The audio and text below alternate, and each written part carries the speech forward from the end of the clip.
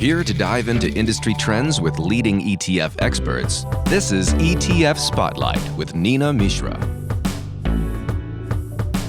Hello and welcome to ETF Spotlight. I'm your host, Neena Mishra. My guest today is Zacks senior stock strategist, Kevin Cook.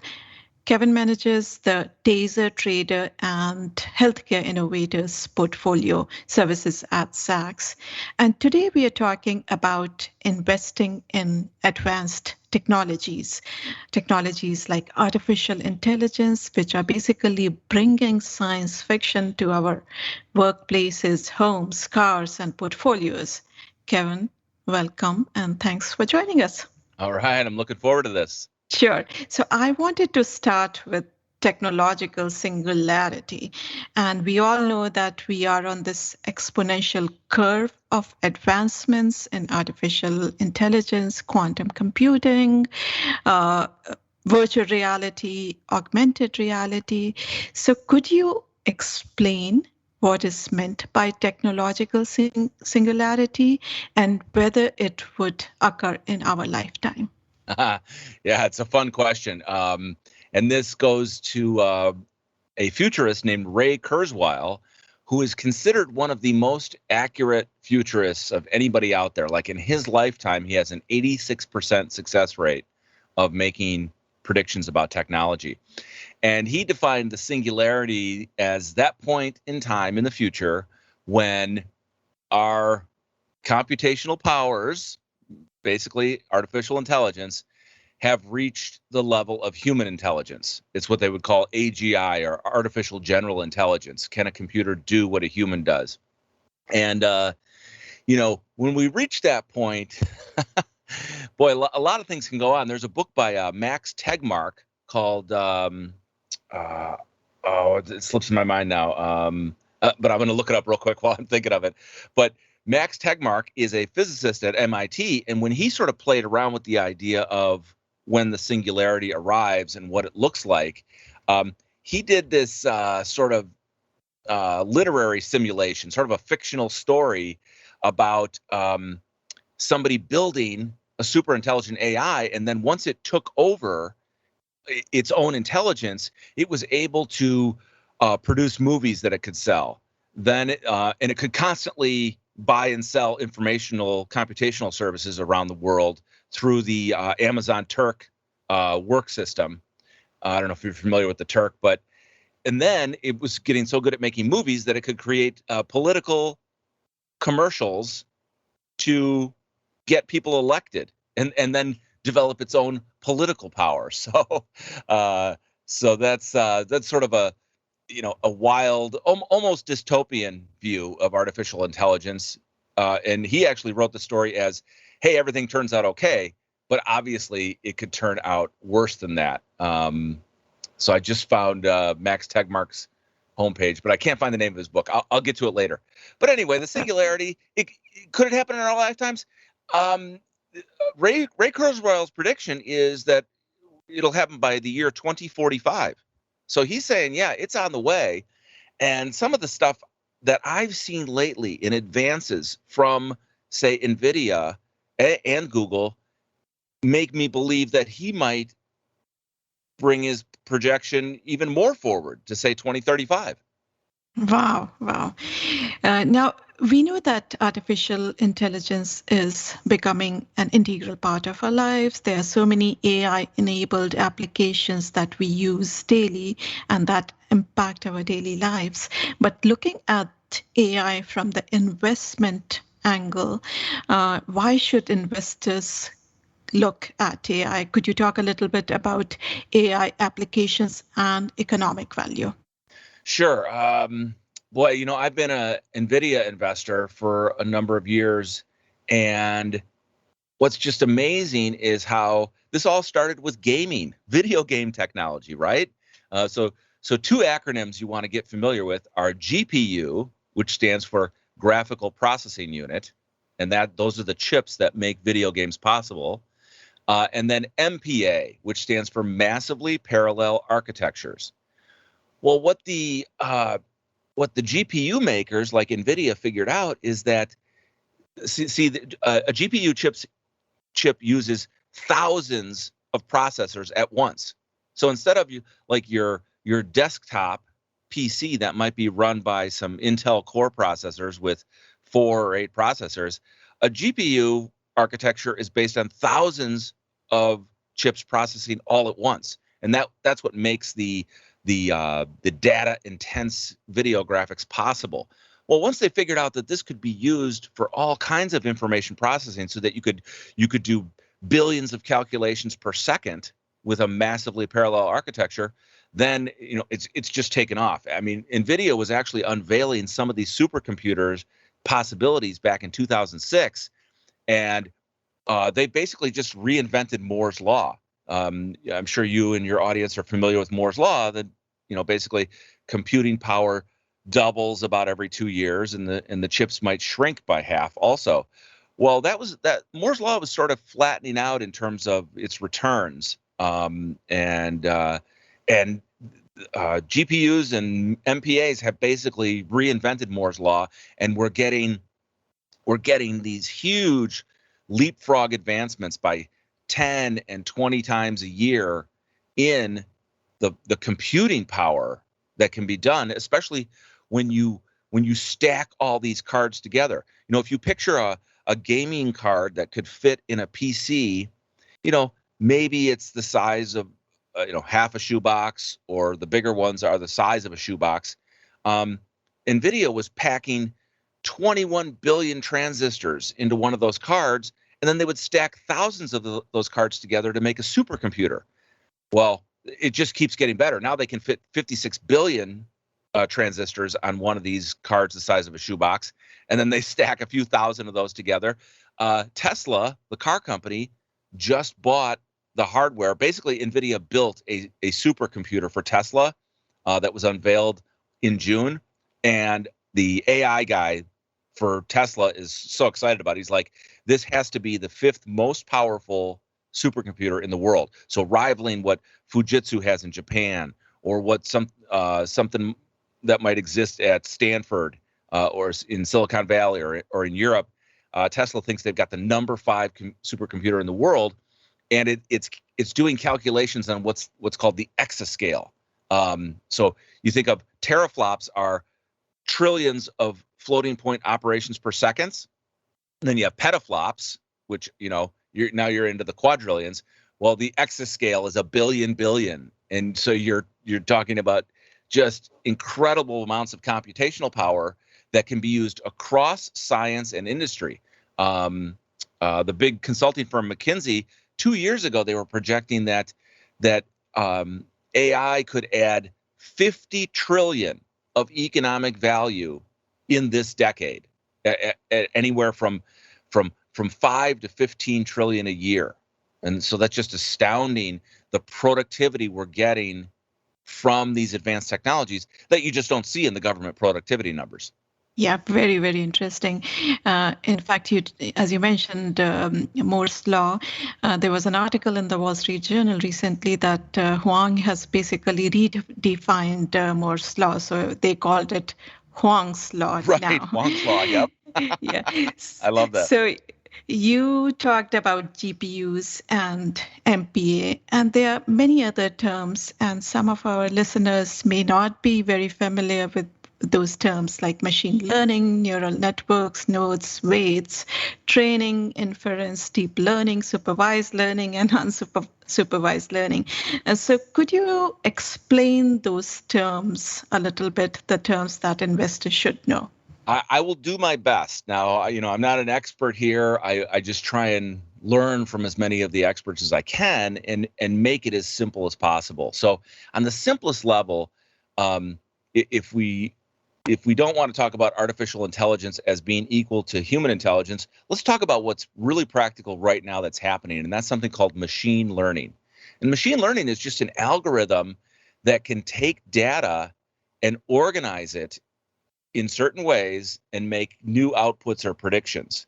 And what the computer scientists have done is they've basically modeled the human brain on a neural network, and created different gates and pathways that information could go through, and and you can teach a machine, how to recognize something like an image of a cat or a dog by using the neural net to catch the probability that it's right. So each little node in this, think of it as sort of a web, will identify an object with a certain probability that it's a cat, but it starts out by looking at the image and then just picking up edges. And then you can teach the machine, well, here, you can show it thousands of images of cats or dogs, and it will start to identify things like, what are the shapes? What are the edges? What is hair? What does that surface look like? What do the eyes look like? And so you can train a neural network by giving it information and then rewarding it if it's right, based on all its probability calculations. And that's called supervised learning. You're basically training a neural net with structured data and answers that are labeled so it knows when it's right.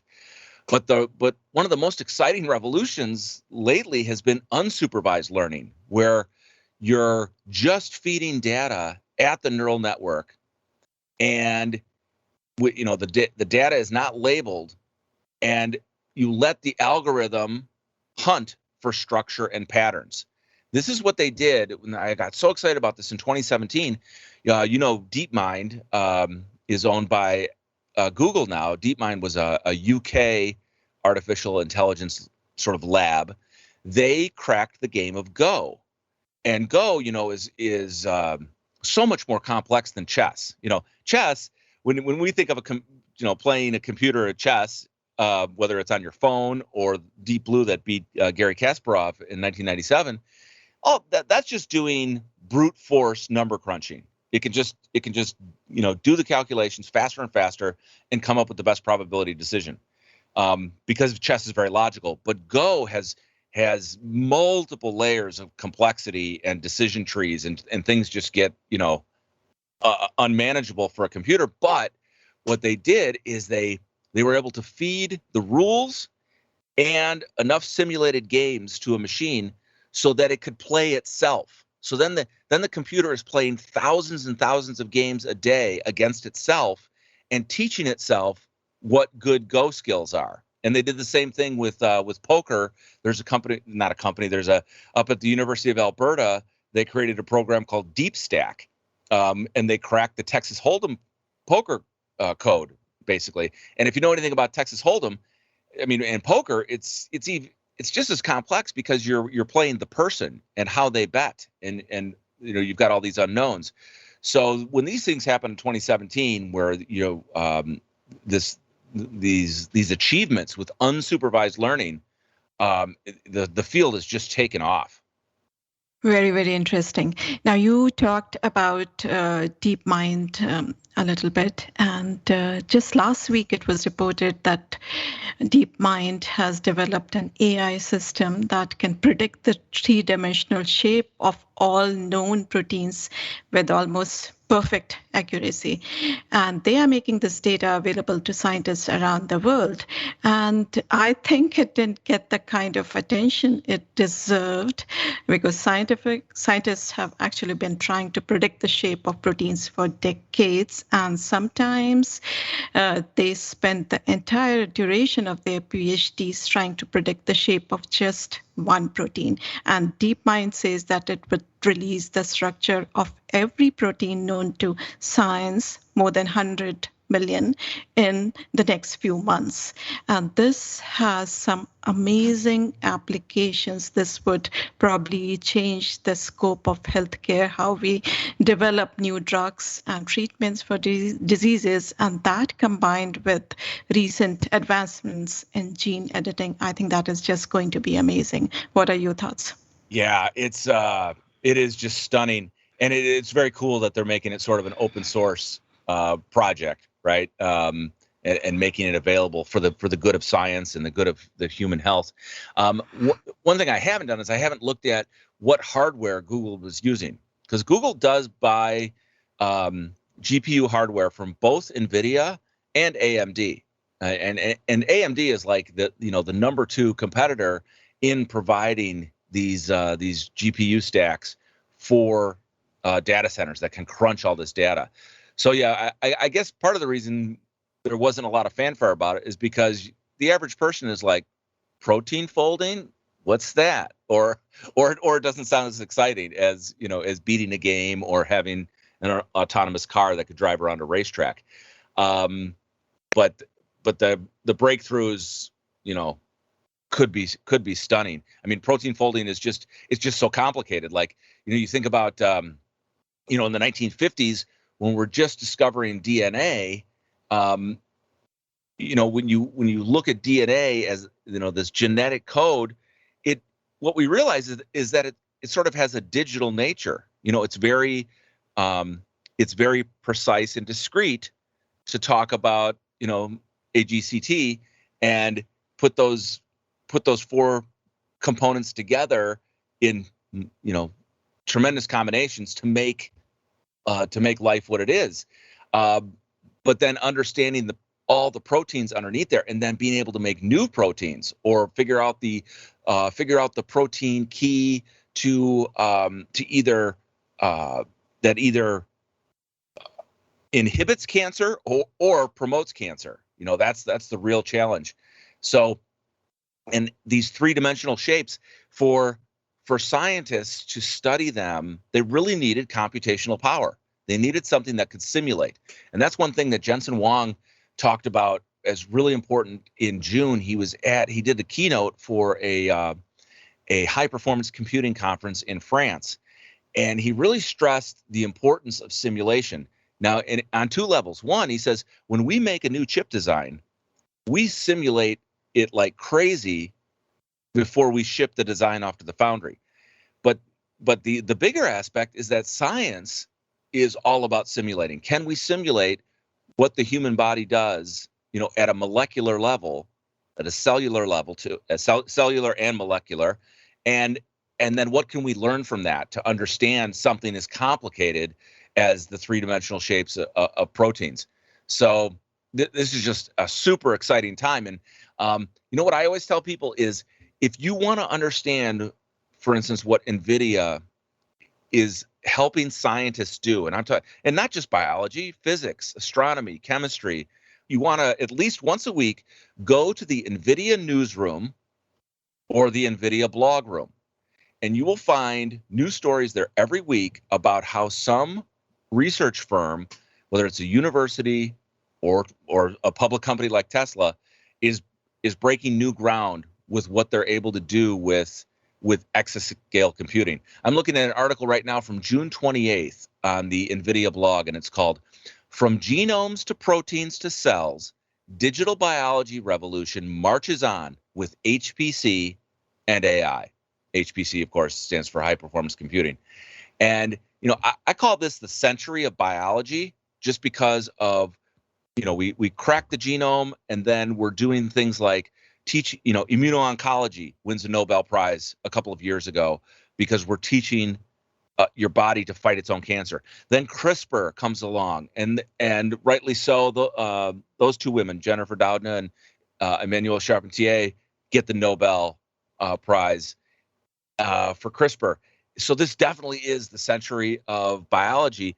But when you combine that with the power of high performance computing, the possibilities have to be just awe-inspiring for scientists who work in these fields to have that kind of power. Definitely, we are living in very exciting times.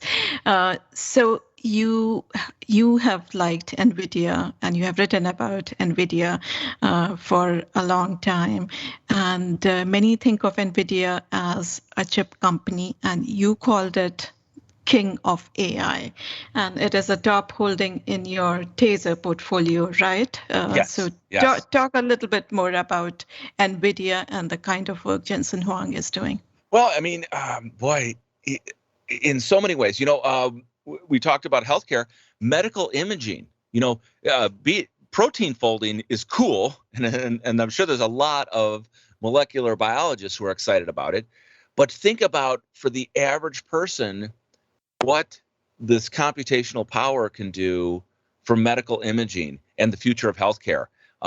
We're starting to call it smart health, where it's predictive and preventive and personalized. I mean, and we're having that revolution come faster because of telehealth, right? The pandemic forced people into considering, hey, can I talk to my doctor, for 5 minutes online and save both of us like, an hour or more. But beyond that, think of lab tests that could be sent to your home, and then you send the results back, and some of these things might be evaluated by an AI, or images, detailed images over the web with a good camera, and an AI can spot early signs of skin cancer, for instance. So, and then just medical imaging, anywhere inside the body has to be amazing too. And I can imagine going to medical school now has to be extremely exciting if you basically get to go inside the body with these simulations that AI can create. So another cool thing about what NVIDIA does is, I talked about recreating Moore's Law. The other thing I want to emphasize is that NVIDIA is not just a chip company, they're a software company. And long ago, Jensen Huang created something called CUDA, and CUDA stands for Compute Unified Device Architecture. And this is the hardware software stack that makes hyperscale computing and advanced computing possible, because the CUDA architecture combines systems and algorithms and applications. And so here, a real practical example is robotics. Let's say you're a small manufacturing company and you want to have robotics just like Toyota or General Motors do to build cars.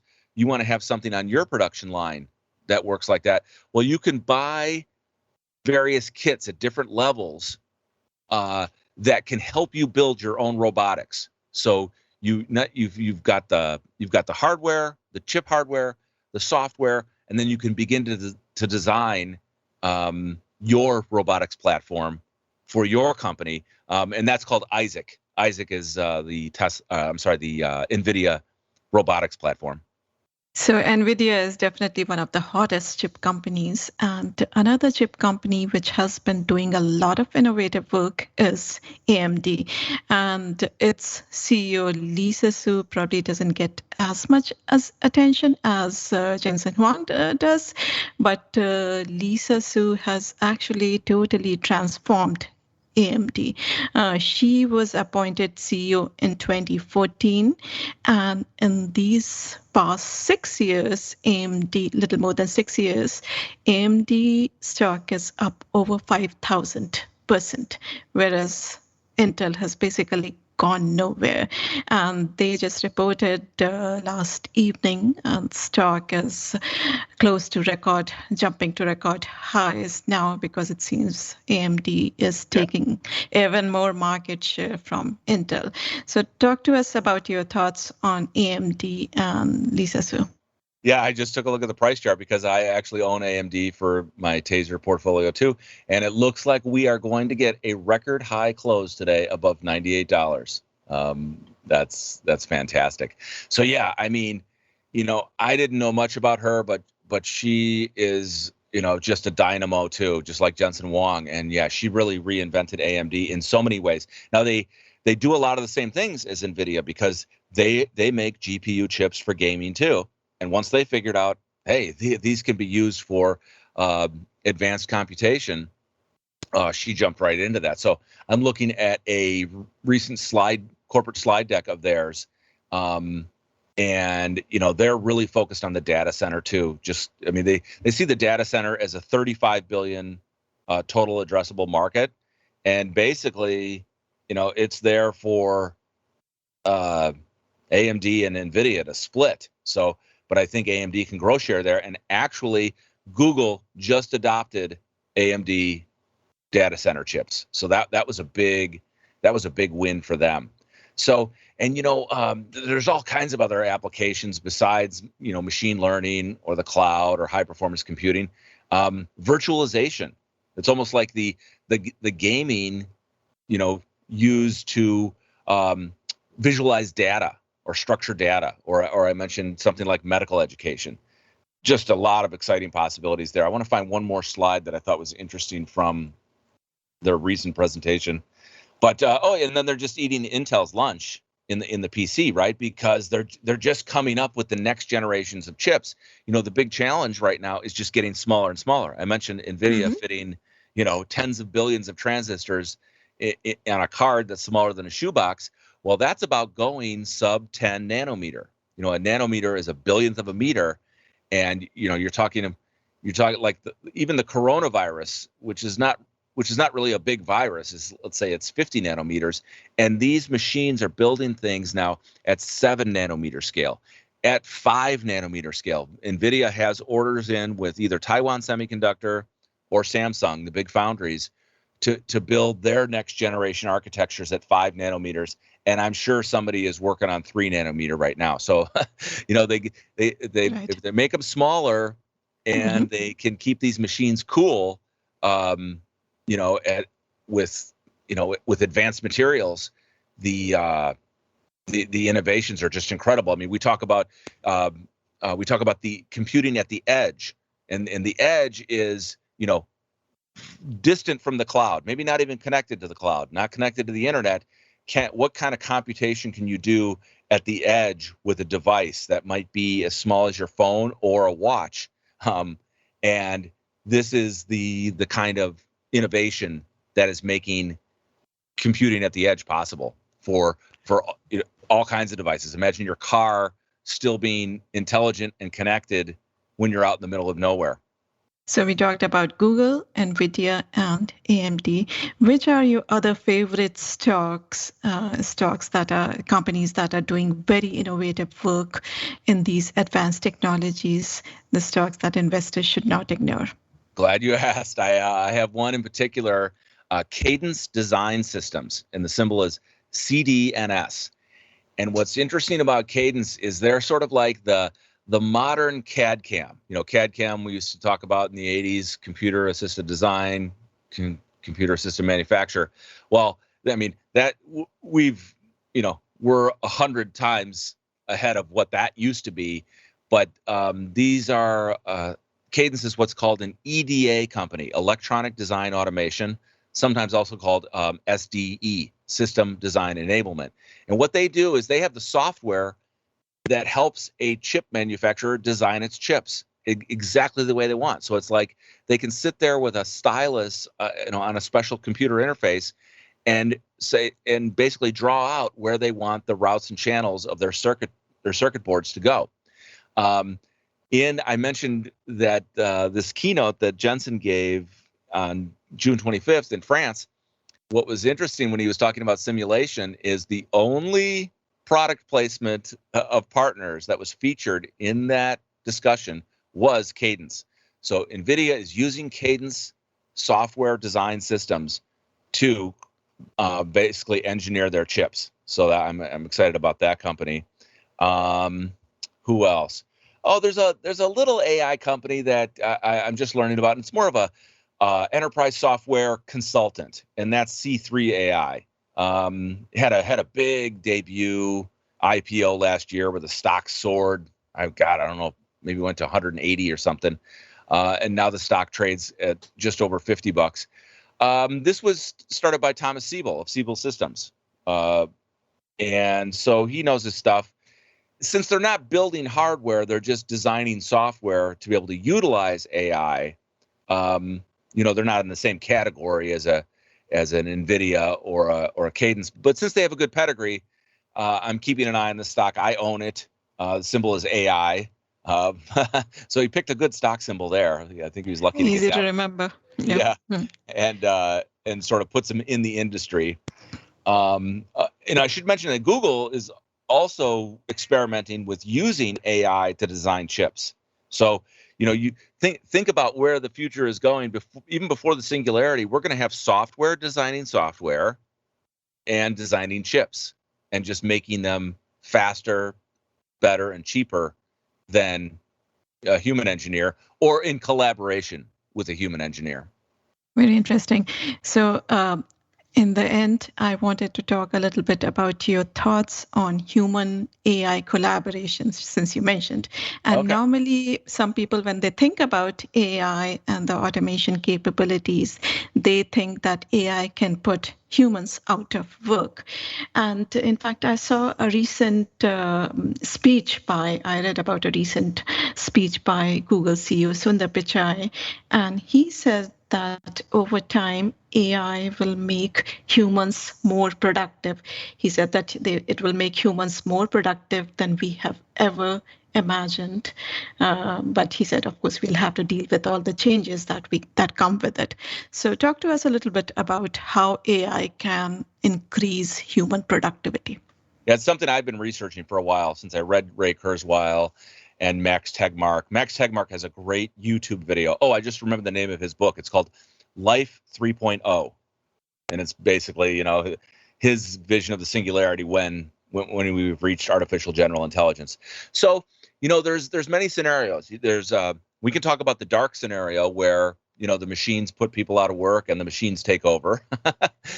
We can also talk about the super optimistic scenario, as you mentioned from Sundar Pichai, that AI and automation technologies could relieve us of a lot of dirty work and allow us to be more creative and productive in collaboration with those tools. And, I think the reality lies somewhere in between, and I'm leaning towards the positive side because there will be dislocations. There will be industries that get not just disrupted, but maybe wiped out by new automation. And maybe we've seen that slowly with Amazon. The other cool thing is with the pandemic, we just got a great experiment in what if, what if restaurant workers and hotel workers are put out of work.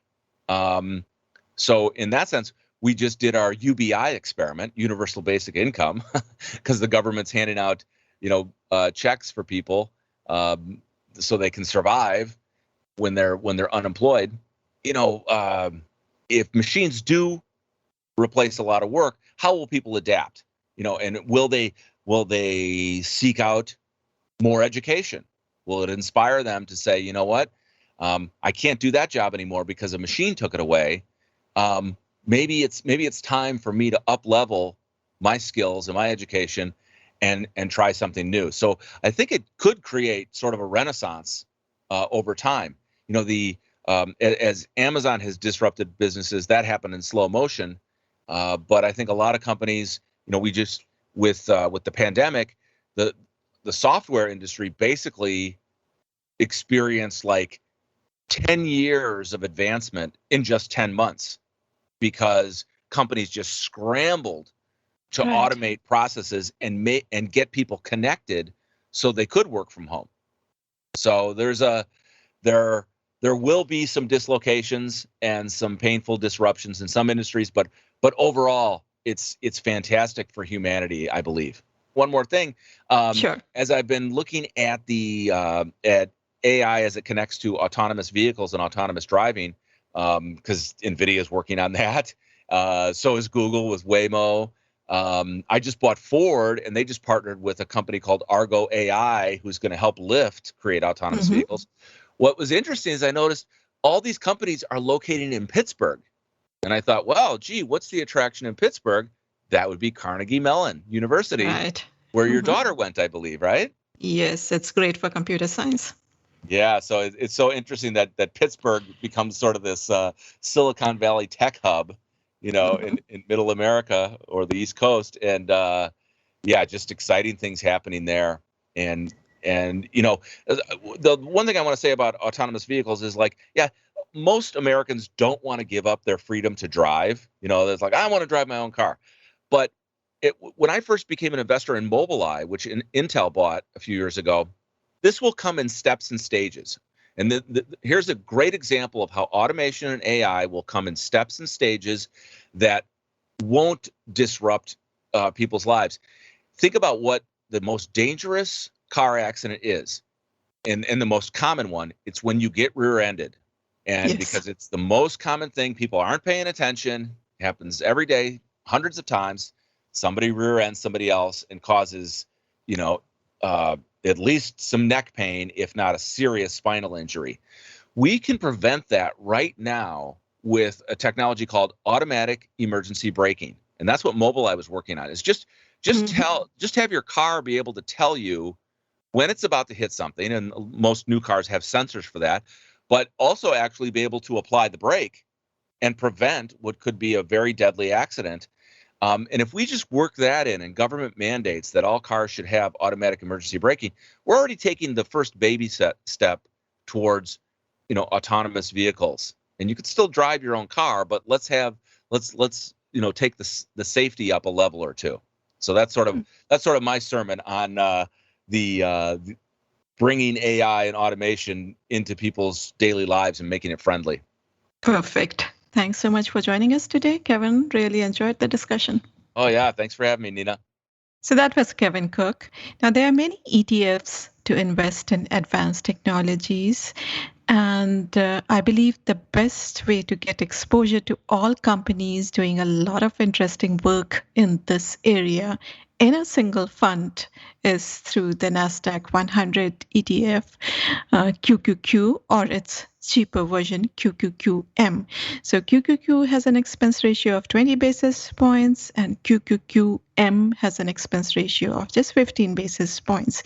So QQQ is better for traders because of its liquidity, and QQQM is better for long-term investors. Now, when we think about examples, applications of AI in our daily lives, we think of smartphones, smart cars, drones, video games, smart home devices, e-commerce, and the companies which are doing a lot of work in these areas are Apple, Microsoft, Google, Amazon, NVIDIA, and you will find exposure to all these companies in a single ETF through this fund. Now, if you want more targeted exposure to AI and automation, then you can look at IRBO. It is the iShares Robotics and Artificial Intelligence ETF. It is the cheapest robotics and AI ETF, and is definitely worth a look. And I own it in the ETF investor portfolio. If you are a Kathy Wood fan and like her active management, then probably you should look at ARKQ, which is the ARC Autonomous Technology and Robotics ETF. Now, if you want even more targeted exposure just to the AI theme or the AI ecosystem, then there are some ETFs focused only on AI. There's one by RoboGlobal. It is the RoboGlobal Artificial Intelligence ETF, ticker symbol THNQ. It invests in companies around the world which are leading the AI revolution. This one by Global X, the ticker symbol is AIQ, Global X Artificial Intelligence and Technology ETF. This also invests in companies that stand to benefit from further development and utilization of AI technology. Now, I should mention that all these funds, except for QQQ, funds like IRBO, ARKQ, AIQ, and THNQ, they all have China exposure because there's a lot of innovative work being done by Chinese companies in this area, and these four funds are global funds. They have global exposure, and we know that Chinese companies have taken a beating lately because of the government's regulatory crackdown, and that is the reason why QQQ has outperformed all these four ETFs this year, particularly in the past few weeks when Chinese stocks tumbled. So if you want to avoid any Chinese exposure till there is more visibility on the situation in China, then again QQQ and QQQM are your best options. Thanks for listening. If you like our podcast, please leave us a rating on iTunes or wherever you listen to your podcast, and also make sure to subscribe so that you do not miss any episode. If you have any comments, questions, or suggestions, please email podcast@saks.com.